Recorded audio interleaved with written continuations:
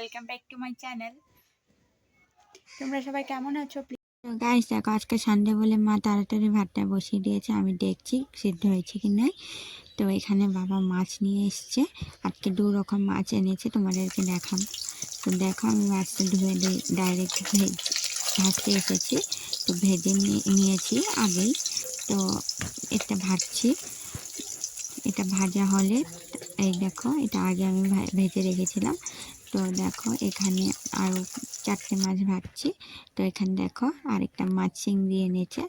তো চিংড়ি মাছ খেতে কে কে ভালোবাসা প্লিজ কমেন্টে জানিও। দেখো আমি চিংড়ি মাছগুলো বেছেও নিয়েছি। এই দিকেরগুলো বড়া করবে, এই দিকেরগুলো তরকারি করবে।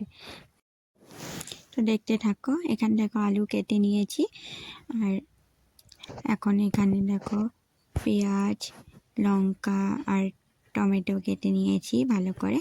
আর এখানে আদা, জিরে, শুকনো লঙ্কা নিয়েছি। শুকনো লঙ্কাটা জলে ভিজিয়ে রেখেছি যাতে নরম হয়ে যায়। এখানে দেখো বেটেও নিয়েছি আদা আর জিরে, আর ভালো করে মিশমিশে করে বেটে নিয়ে এখানে দেখো লঙ্কাও বেটে নিয়েছি।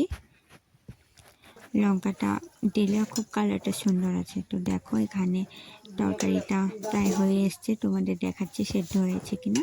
দেখো, এই ভিডিওটা ভালো লাগলে প্লিজ অবশ্যই লাইক করো আর সাবস্ক্রাইব বাটনটা ক্লিক করে আমার পাশে থেকো, যাতে সবার প্রথমে আমার ভিডিওটা তোমাদের ওখানে পৌঁছে।